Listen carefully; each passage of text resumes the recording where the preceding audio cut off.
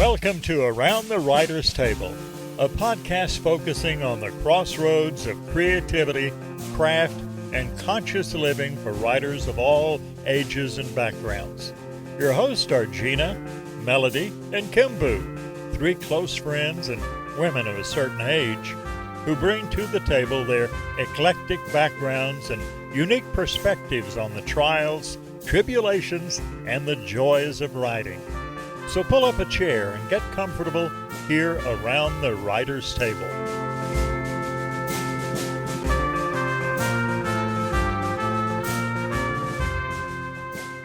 Hello, listeners. Welcome to another episode of Around the Writer's Table, where we talk about craft, creativity, and conscious living. I am Gina Hogan Edwards. I am a retreat host. I'm a historical fiction writer, and I am passionate about supporting women in finding their voices and leaning into their creativity. I'm here today with my co-hosts, Kimbu and Melody, and I will let them introduce themselves to you. Kimbu, why don't you go first? Sure thing. I am a novelist. I'm also a productivity coach for authors. I love writing. I love talking about writing, and I love helping other writers write.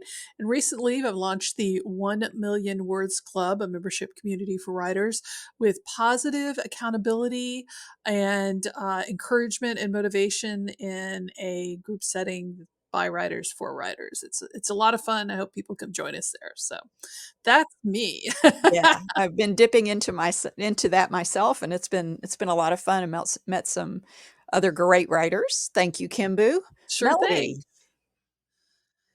Welcome back, everyone. I'm Melody, a scout, and I help my clients find their sense of home by restoring balance and harmony to their lives through plant spirit medicine and my book, Soul of the Seasons, creating balance, resilience, and connection by tapping the wisdom of the natural world.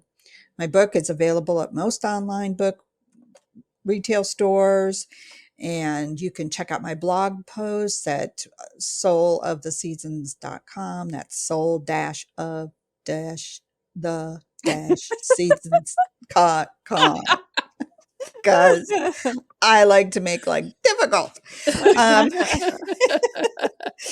I'm also a landscape designer and a lifelong gardener and a naturalist. Basically, I love anything has to do with plants. Thank you, ladies. I appreciate that. I'm always looking forward to our time together here. On our last episode, we talked about the stage of the creative process called integrating creative identity. And in short, just to give you sort of a foundation for what we're going to talk about today in terms of how this relates to the seasons of writing, integrating creative identity is the stage at which the artist is no longer compartmentalizing their creative life from the rest of their life. They are very publicly declaring themselves to be a creative person in whatever their chosen field is, whether that's painting, writing, or whatever. So it's this outward wearing of the identity as a creative person. And so some of the challenges and some of the positive aspects of that we talked about in our last episode, we're going to dive into a little bit deeper in terms of how they relate to the seasons of writing, which is what Melody is all about. So I'm going to pass it off to her. Thanks, Gina.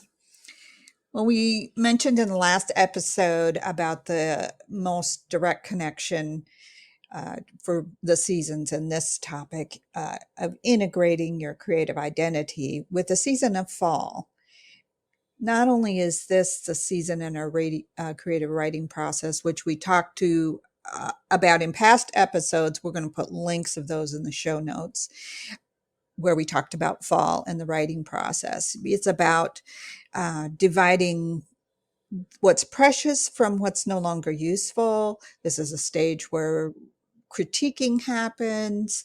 We let go of those things that don't fall into our vision of our writing project. And it is also the season of knowing our value and our worth. And so I think that's integral to our creative identity.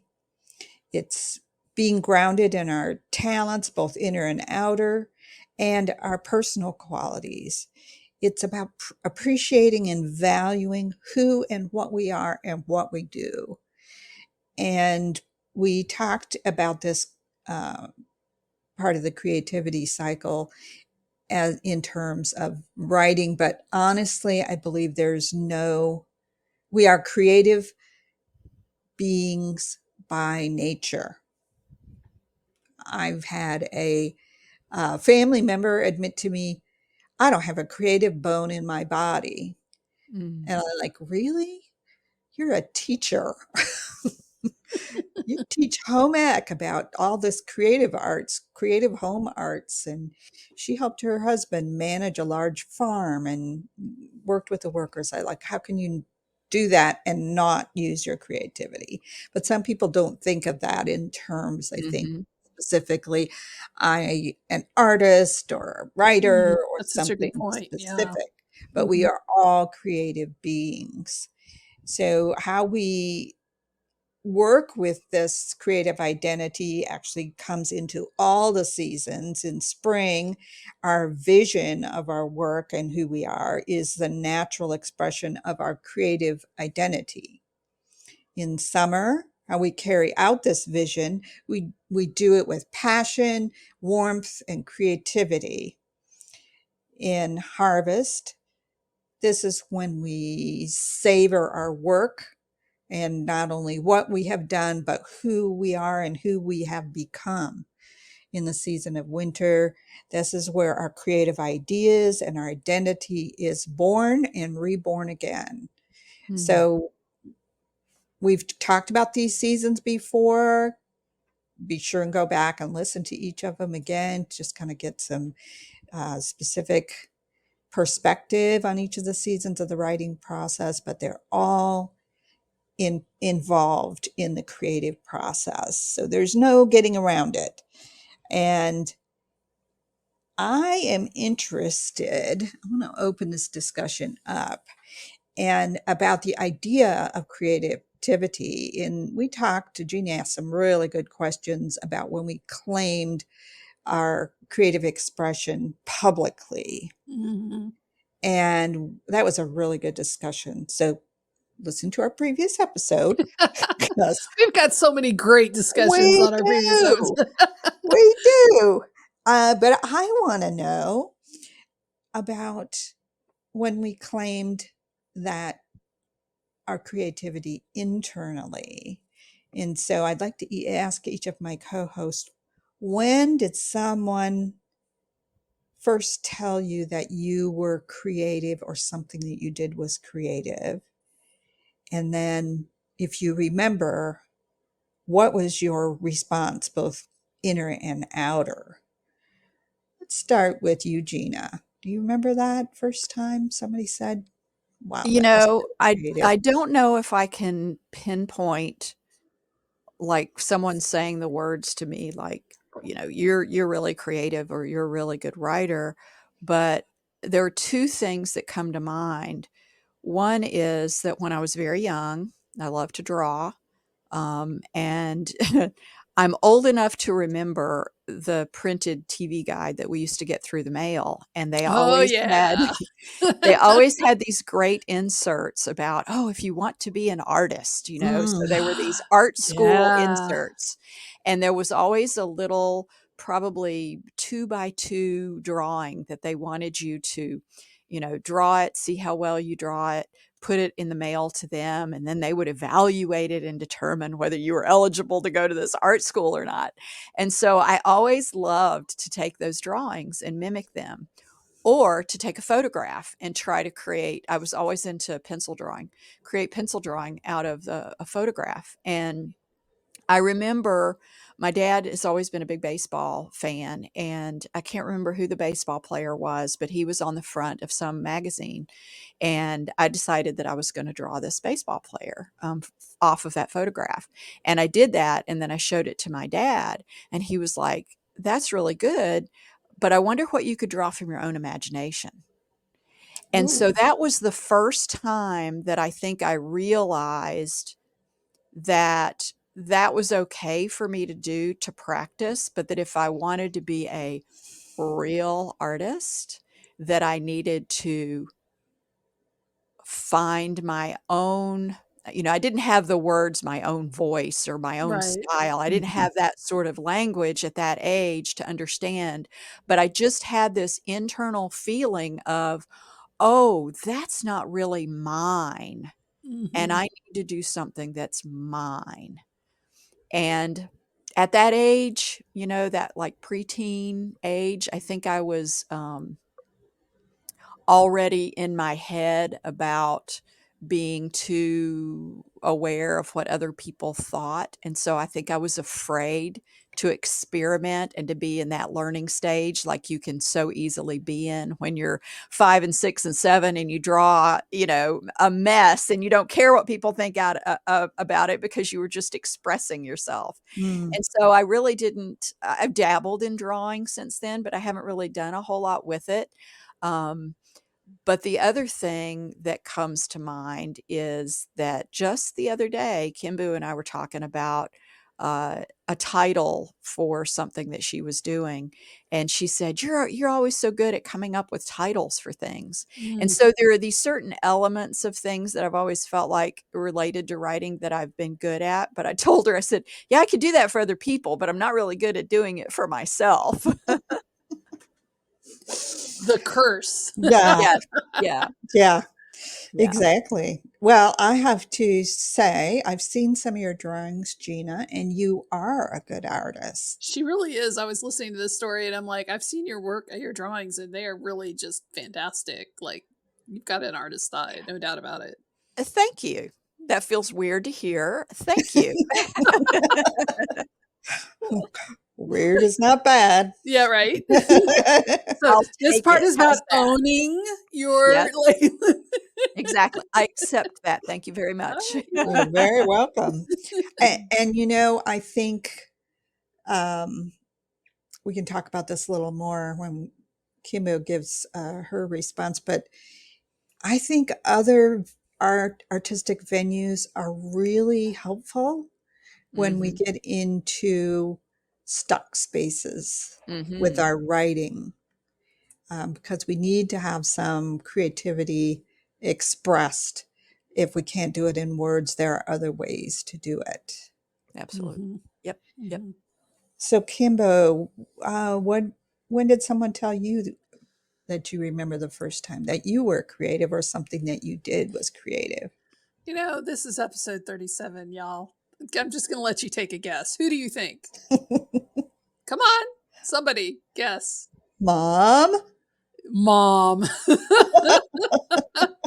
Yeah, yeah. My mother was very encouraging of my creativity and really, like, as much as she was a harsh critic and as much as there were other issues with her mental health problems that I've talked about ad nauseum in other locations, she was always very supportive of my creativity. Like, sometimes she wanted me to be creative in other ways than what I wanted to be. Like, I loved science fiction and fantasy, and I was a Star Trek, Star Wars girl, and she wanted a Jane Austen girl. Like, she didn't Mm, get Mm, the little Jane Austen type of girly girl who wanted those kind of novels, and she didn't get the Dos Pesos Great American Novelist daughter, but she got me. And even then, even through the disappointments of science fiction, she supported my creativity. And so I don't remember ever a time where I was not encouraged with my creativity, and so that, I know, again, puts me on a weird footing. um I will say that it being told that and owning and integrating it are two different things. And mm, I think that's where my experience comes in, because I was told I was creative and I accepted that I had skills and talents, but I never really thought I had anything interesting or unique to offer. And that's still a demon that I battle on the regular. It's that, what I have fun with, the stories I like to tell, are they creative enough? Am I creative enough to really own that label, and so Enough that's the for battle that whom? well, mom, yeah, of Yeah. course. Okay. Yeah. Well, like I said, I mean, she was a lover of literature. You know, Shakespeare was one of her favorite playwrights. And, you know, we grew up with the Riverside Shakespeare sitting on the table open all the time and watching plays and modern dramas and reading the great canon works. And I'm not saying that to brag, but to point out that that was my mother's focus. And that's kind of the daughter she wanted to raise. And so, you know, would I ever be Eudora Weltley? Would I ever be Flannery O'Connor? Well, they were their own people, and we could go into, you know, deep dives on what is creativity and how creative is Kimbu actually. But it was clear to me that I was never going to be that type of literary writer, Mm-hmm. and so because of that, I was all felt like I was always playing catch up. Oh, I'm creative, but am I creative enough? Am I Mm. really going to be someone who makes something worthwhile? So that's kind of the dichotomy where I come to Mhm. it. So I sit here with my jaw dropped open because Mhm. we've touched We've seen your work. Yeah. Hush, yes, and hush, we've touched on hush. this before, and I've witnessed people commenting on how prolific you are, and I see that you have this very unique style about you, Aw, and thank you. it's I can look at something that you've written and go, yeah, that's in Kimbu's voice, very much Yeah. Kimbu's voice. And so it just is amazing to me that that you don't see it. Open your eyes, girl. And that you developed it in spite of the feedback that you Mhm. received at a very impressionable age. So there's a strong thread. There's like part of me that um, can relate to that because I think, I don't know that it was said to me directly, but when I was in grade school, not real young, but in the upper grades maybe, I had a couple of my art pieces selected for, I don't know, whatever contest, they give you little Right, right. stickers. One was finger painting, which I loved. And I remember the art teacher going, yeah, it's really good, except for this little thing down here in the corner. And so he said, well, if you want to try to do it over, well, like, you know how that shit works. Because for me, I'm a real pantser when it comes to art. Mhm. So it's just what's in me. My best works has had done when I just didn't focus on technique or method or anything. I just kind of put it out there on the page. Um, so I never could read. I wore some paper out and some paints out trying to recreate it, and I never did. So they submitted my original one and got second place. So something in me recognized that that was a value. Someone was valuing Mhm. my work. Mhm. And then I had done another one. Did you ever do that spray painting thing with the little pump thing where you put paint in it and you sprayed and you'd cover up certain parts and then you'd uncover certain parts to do the different colors? You'd take your scene, then you cut it all up. Mm-mm. And anyway, it It was sounds like fun. it Yeah, was it is fun, totally nothing I have ever done and before. it was a fairly involved and complicated uh, piece of art. So I did the mountain scene. I don't like landscapes. I don't when I was a kid, and so I had the mountains coming down, and then I had the levels of um, sun. It was like a Mhm. sunrise, and I overheard my teacher talking with the art teacher and looking at it because they had the sun come up and then they had the layers of light. He said, this one is really good, except she has the sun coming up in front of the mountains. And in my head, I went, no, you dork, it's a sky. Ah, So something in me recognized I had the value of Mhm. something that Mhm. I did. I mhm. didn't claim myself as a great artist at that moment by any means, but I did recognize there was some value to that. So Mhm. I I really enjoyed that part of my creativity. Later on, it probably wasn't till that first writers group that I talked about that I joined where somebody said, "This is really good. This may be your best work yet." That anybody had ever said that about my writing. Mm. And that felt good Hmm. to hear that. Yeah. Um, to that what I was trying to express came through on the page. And I think there's certainly a level where the external validation, like if you depend too much on it, it's false, right? Like we've talked about that. But Mhm. if it's feeding into something you know is pretty good that you worked hard at, um, I Mm, think it's an important part of the process of self acceptance, even because, I having other people read my work, and this is, as we talked about before, I came back into writing and became a professional writer through the fan fiction community. And so when we talk about this realization, and like what you were talking about, Melody, of somebody else saying, this is your best work yet. And even Gina, where your father's saying, well, this is good, but could you do if you did your own thing? And I got that through the fan fiction community because I was writing stories mostly for myself because I figured I was the only person who was ever going to read my stories anyway. Why would anybody else want to read my stories? But I was sharing them because that's what you do in fan fiction fandom. And people were like, "Oh, this is so great! This is so good! I can't wait to see what you do next." And I just it fed into that sense of longing to be who I really am. That Mm. makes sense. well, in the season of fall, I'm going to take a little bit of a dive into the five element medicine aspect of this. And one of the archetypes associated with the season of fall is father, the archetype of father. And a balanced father recognizes our value, our talents, our creativity, and gives us affirmation as support Mm, in fulfilling that and guiding us and supporting us along the way. That's the energy of father energy.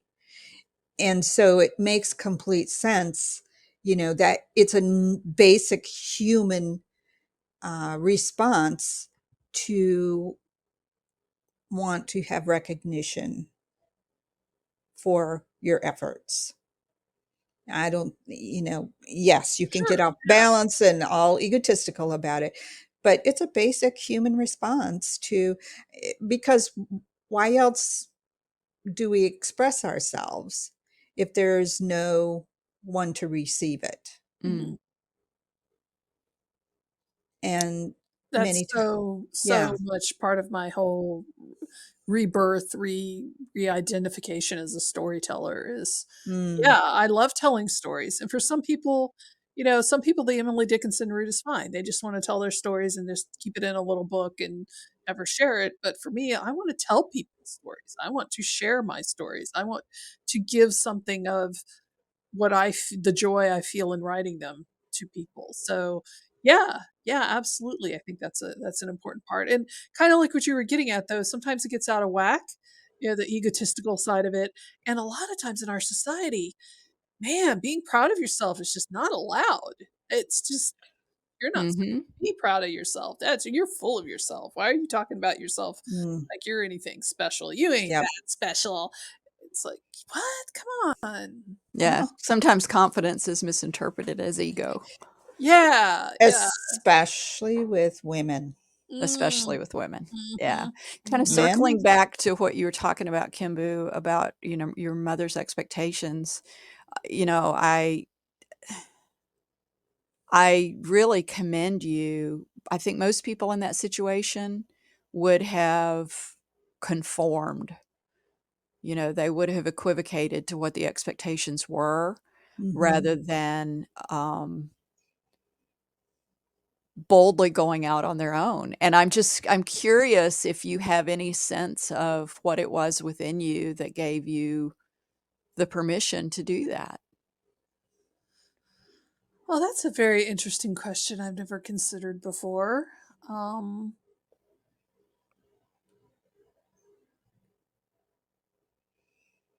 I think it's the love of the story. Like I think there was an instinct. I'm not going to say it was a decision because obviously I made it very young before. Like Mhm, you didn't know the words of what like author voice. What's that? I don't mhm. know. But I think it was just the love of the story. It was just these are the stories I want to tell. These are the stories that are interesting to me, and I couldn't let go of that. Mm. So I don't think it was a conscious decision of like I'm just going to do my thing no matter what mother says because that was not allowed. But no, no, But we that's did not. exactly what you did. But it is what I did under the guise of following my creativity. Maybe I found a Uh-huh. loophole or something, but that Yeah. I think of as a child, I was just like I remember my mother getting on my case about writing another science fiction story and or another before science fiction it was Jack London and the Mhm. wilds of Alaska and she was just like why are you writing this kind of story and I was like she's not being very happy about it and I'm just like because it's interesting I just have to tell it you know? Mhm. And to her credit, she let me. Like, she wasn't happy about it, but she didn't shut me down too hard. So, I don't I think know, that's a key I'm gonna element. have to yeah, I'm gonna have to think about that because that's I did rebel in that sense. Like, I was never gonna write the great American novel for her. Just never, and I just Mm. knew that, and I think eventually she maybe accepted that before she died, but it was just never gonna happen because that's not the story that sang in my heart. Mm. Mm. And for myself, I don't think either one of my parents commented specifically on my creative process. It's all, one way or the other. Mm. Um, Your parents were very pragmatic they're people. And, very we haven't pragmatic. talked about them too much on this podcast, but listeners, let me tell you, Yeah. her parents were very literally down to earth kind of folk. Yes, they were. And I was gonna say, if I did get complimented on something, it was probably my cooking skills. It was Mhm. like the domestic arts, which That's creativity as well, yeah, as you it pointed out. is. And, it's maybe part of why I like to still love to cook for friends and family. I did get a lot of pluses, but that was my mother's generation too. It was the domestic skills were Mm, how they how she found reward and value. And so that was complimented on me. But and it would have been nice to get some recognition, I guess, from them. But also it didn't seem to put a damper on my creative exploration, which is probably a good thing. mhm. Mhm. For sure. I think there's something to be said. A friend of mine and I were talking about, in this particular case, I was talking about Gen X, and there's a certain type of laissez-faire parenting that went on with our parents, and she called it benign neglect. And I think there's something to be said for benign neglect in these types of situations because I and I'm gonna not name names, but he is my ex-husband, so probably some people know who he is. Uh, an incredible artist. He's very incredible artist and naturally gifted at it and has always been. I have seen his work from when he was younger. But his parents were very fiercely blue collar, working class people who did not see the value of that.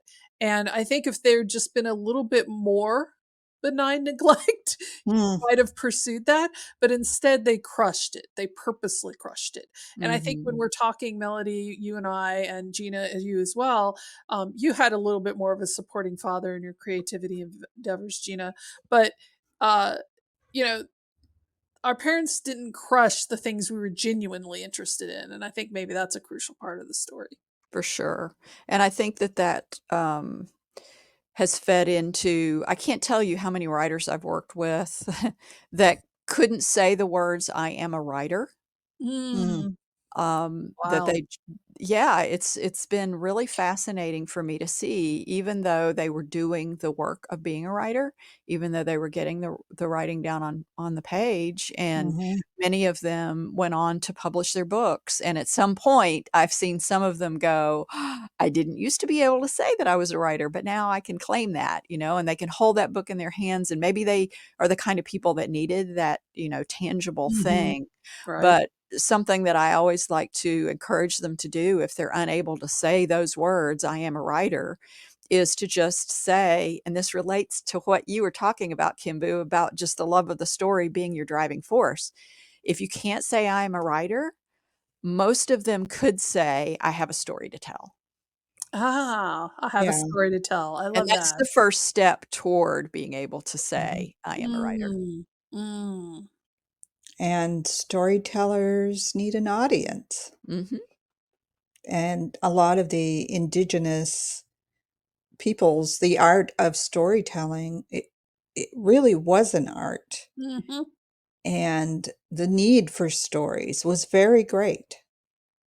And they were fine with you changing your story over time because A, people change over time. B, you've learned new things about your story since you told it the last time. Mhm. And then it helps others remember their stories as well. When That's we are wonderful. creative, it gives others the permission to be creative. Yeah, that's true. That's very true. Mhm. I think Absolutely. that's one of the reasons why in, most writers, I'm sure you guys, every time you tell somebody I'm a writer, they're like, "Oh, I've got, I have this great idea for a Mhm. story." And you're like, "You wanna write it, then you should write it." But they're exposed to creativity, and like you said, it kinda gives them permission to think about it. And really, when we sort of bring this back around to our main topic of, claiming our creative identity, when we do that and we can live into that publicly, it does give others permission to be Mhm. creative Mhm. because some people need that. They need to see the possibility of that. And so, Mm. in a way, I almost feel like it's part of our responsibility to claim our own identity so that others can do the same thing. I love Mhm. looking at it from that perspective. Yeah. That's Absolutely. great. I'll just tell you one thing I did get from both of my parents that I think has helped me go far in both my creative endeavors and life in general is they instilled us in us the ability to figure it out. Mm. Mm. Mm, An important one, yeah. My yes. mom did that by saying many times when we would get frustrated or want to give up, there's no such word as can't was a familiar saying of hers, and she would just leave us to figure it out. And then my father had this, I think it's kind of genetic thing where you can look at something and figure out how it works and how to make Mhm. it better and what adjustments to do. And he passed that on to, I think, all of his kids. Mhm. Mhm. I think I could see that in you and your brother. Yeah, For your Yeah. dad's sure, for Yeah. for sure. sure. For people who don't know, her brother is actually like a construction dude guy, like, he Yeah. can Both fix of my anything. brothers. Yep. Well, yeah, like, They can seriously. sort it out. Yep. Right before we got on here, I told Melody, I said, "Your brother is a wizard. He's Uh-huh. helping us do some things around here, and I just am blown away by his resourcefulness and his Mhm. observation skills and his figuring out ability." Yep. Clearly runs in the family on that And one. Totally runs and in it the does family. run in the family because as I was working with Melody on her book, I saw her take those skills to her writing as Ah, well. Mm. because those are important skills for writing, for sure. Yeah. Well, Oh. thank you, Gina. And I learned so much under your editorial guidance as I did under my, writing group skills. And I felt like that's the part of me that loves critiquing because I want to make it better. Yeah. I want to deliver what my vision was, what I intended to do. Mm. So thank you, Gina. I'm going to go to part B of this question, and we touched on a little bit. You did, Gina, especially about what are some of the challenges your clients face in claiming their creative identity and express it, and what were your suggestions for them? Gina, you talked a little bit about Yeah, I writers. did kind of touch on that. People being able being unable to say the words "I am a writer" and just sort of giving them that stepping stone of, if you can't say that, are you able to say, "I have a story to tell?" And that's much more approachable for them, much more accessible, and leading them toward that step of being able to claim the identity as a writer. For me, I work with people who generally already identify as a writer, but are often dealing with humps and hurdles, like, because my focus is on productivity and accountability with writing. And so a lot of people think that means word count, but it also means ideation and working on a story, and lots of development issues on it.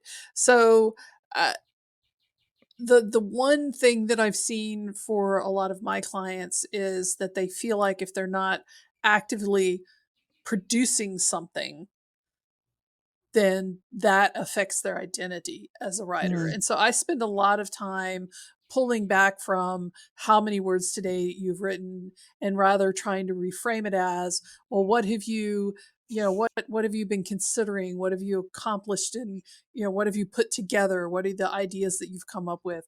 And try to just show them the bigger picture, kind of like you were talking about, Melody, of, being able to fix a problem, looking at it and see what's wrong, rather than, oh, you wrote 200 words today, or you didn't write 200 words today. Look at, oh, you didn't write 200 words today, but you spent some time doing some research, you spent some time doing some editing, you spent some time. It's a much more holistic than just mhm. how many words you got on the paper. That seems to be with my clients with the biggest overhaul. And once they instinctively understand that and start to grapple with it, oh, look at that, more words start showing up. It's a self-fulfilling prophecy in some sense. But yeah, that's one of the bigger challenges for the identity as a writer. They've tied it too closely to how many words they've written that day, and Mm. that's not the only thing that it is, not even Mhm. close. That is absolutely the most perfect. I mean, we didn't script this, y'all. We did not script Well, we this, had an but outline. that is the perfect segue into what our next topic is, which is about trusting the Oh. process. Because Oh, damn, what you're trusting the process. Mm. Oh, no, not that. but what you're talking about is, it's not just getting words on the page. There's a lot more to being a Mhm. writer than just that, and it is about leaning into every aspect of the process. And just as a teaser for next time, this stage previously carried the name, I called it 3 Feet from Gold. And Mhm. Mm. so in that episode, I Mhm. will explain why I use that name, but it is about trusting the process. So that's what we're going to talk about next time. Whew, and we're getting close to the end of the creativity quest now. Just Mhm. to recap for listeners, this is all part of Gina creating a book and a guide of the creativity quest, where she's working on eventually getting that out. Now I know I know you've got a little bit of a forward look on that, maybe 2025, but it is something I think listeners should look forward to because it's going to be Well, great. and in the meantime, I am publishing essays on my Substack, which is called Oh yeah, Gina's Quill, touching on some of the things we've talked about in this podcast, but also elaborating on each one of these stages and some related resources and story examples and things like that I'm sharing in the Substack essays if anybody wants to dive into these topics deeper. yeah, Nice. definitely sign up for that. So Nice. great. And I guess that's wrapping us up for episode, I don't even know what, 37? 7. Okay. Woo! Man, because I still, some days I still remember that day we all sat around and say, well, what if we did a podcast? We can do a podcast? Well, let's do a podcast. Here we are, episode 37. And next episode is 38. In the meantime, we hope that you guys can give us the thumbs up or push the likey button. Remember, we're also on YouTube as a podcast. You can listen to us or watch us there. You can get us on all the main distribution channels. Please leave a review wherever possible. And on our website, which link around table.com for all of our episodes, we have transcripts, worksheets will be available, show notes, as well as a comment form that you can fill out and send it to us and let us know what you think, or ask us questions or make suggestions for future episodes. I think that covers it, ladies. Did I miss anything? Not a Don't thing. think. Well, You that's it. you even got the web address in this time. I Yay! know, right? Hey. The one thing I always remember is like, just pick a website, any website, go there. But we we appreciate it, y'all. Thank you so much for coming and hanging out with us for a little while around the table. Bye, everybody. Bye. Thanks for joining us around the writer's table. Please feel free to suggest a topic or a guest by emailing info@aroundthewriterstable.com. Music provided with gracious permission by Langtree. A link to their music is on our homepage at aroundthewriterstable.com. Everyone here around the writer's table wishes you joy in your writing and everyday grace in your living. Take care until next time.